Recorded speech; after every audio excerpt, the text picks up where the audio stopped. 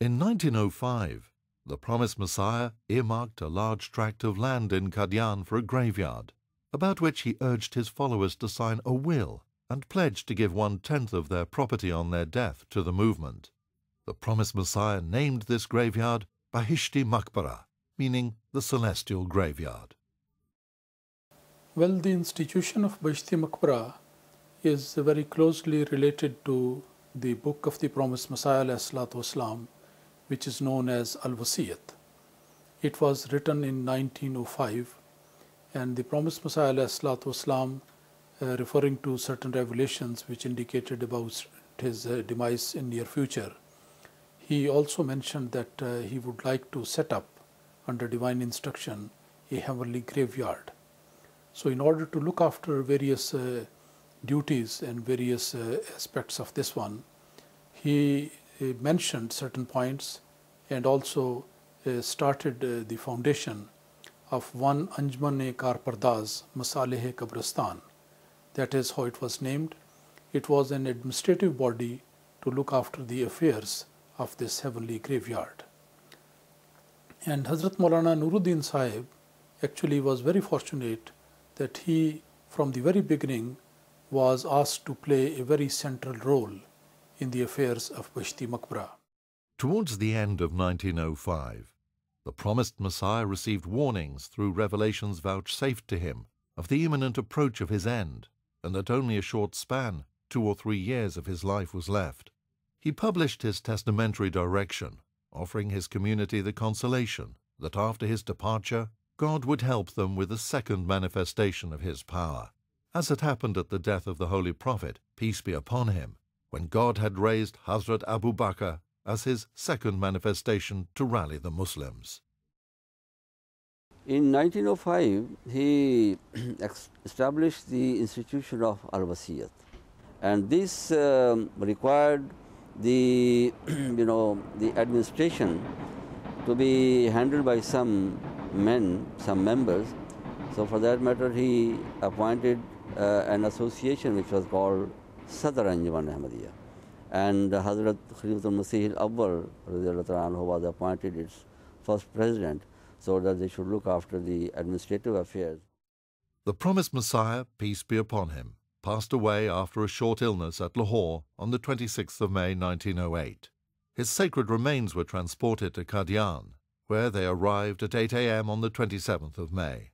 They were placed in his garden house, where during the greater part of the day his devoted followers, as they arrived from near and far, had the opportunity of beholding for the last time the serene countenance of their holy and dearly loved master.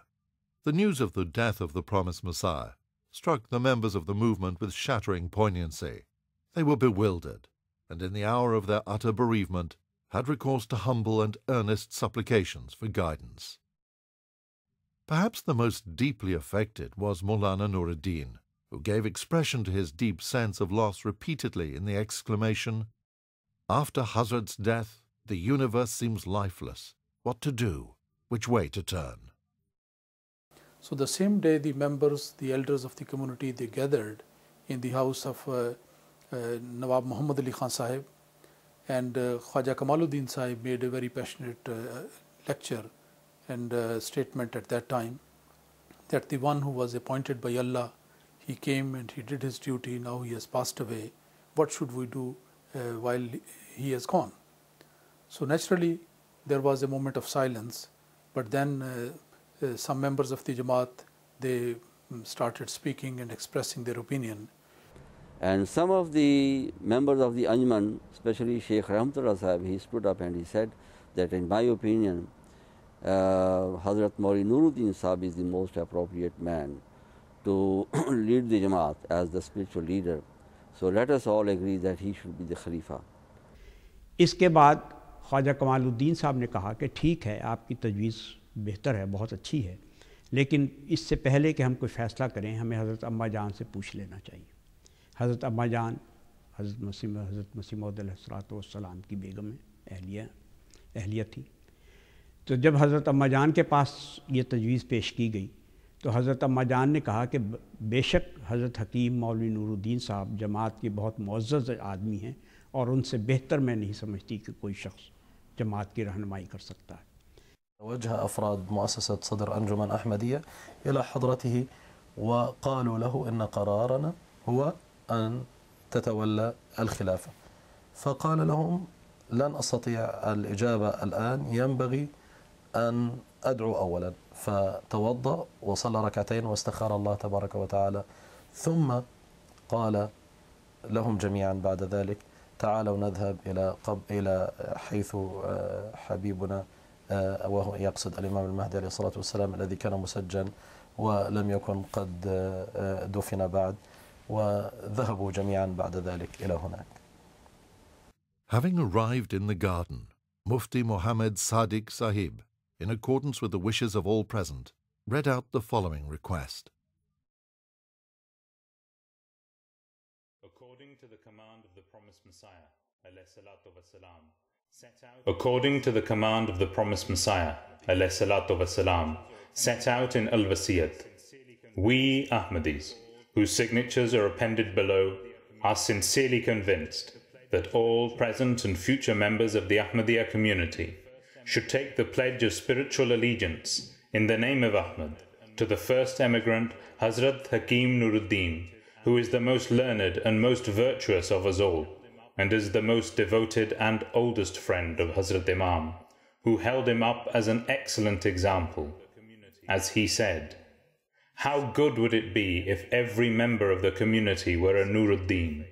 So would it be if every heart were filled with the light of the certainty of faith." Hazrat Maulana Sahib's orders will be as binding upon us as were the orders of the promised Messiah. In reply, Hazrat Maulana Nur-ud-Din observed during the course of an address, "Look at my past life. I have never coveted leadership. I know myself well, and my Lord knows me even better. I desire nothing of the world. All I desire is that my Master may be pleased with me. For this I pray, and for this have I resided and will continue to reside at Qadian. I have for some time reflected on what shall be our situation after Hazrat Sahib.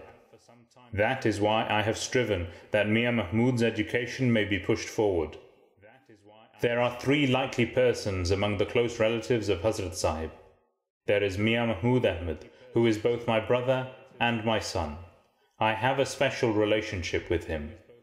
Then Mir Nasir Nawab, being Hazrat Sahib's father-in-law, is entitled to his respect and our respect. The third one is his son-in-law, Nawab Muhammad Ali Khan. Of the devoted servants of the faith, there is Sayyid Muhammad Ahsan, who possesses outstanding ability. He is a descendant of the Holy Prophet, sallallahu alaihi wasallam. He has performed such meritorious service to the faith as puts a person like me to shame. In his old age, he has written several books in support of Hazrat Sahib, and thus rendered a unique service. Then there is Maulvi Muhammad Ali, who serves in many ways that I cannot even conceive of. All these are available in Qadian. Among outsiders, there are Sayyid Hamid Shah, Maulvi Ghulam Hassan Khan, and several others. This is a heavy, a perilous responsibility which can be carried only by a commissioned one of God, who has wonderful promises of divine support which sustain him against back-breaking burdens.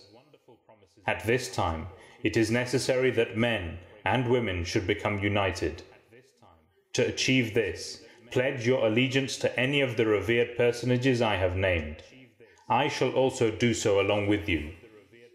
I am feeble, do not keep good health, and my temperament is not suited to the task, which is heavy and not easy to perform." He further said, "I promise you solemnly that if you choose any of those I have named, I shall pledge my allegiance to him along with you. But if you insist on pledging your allegiance to me, then note carefully that this pledge means total commitment." On one occasion, Hazrat Sahib indicated to me indirectly to think no more of my home. From that moment, all my honor and all my thinking became centered on him, and I never thought of home. Thus, pledging allegiance is a solemn and grave matter.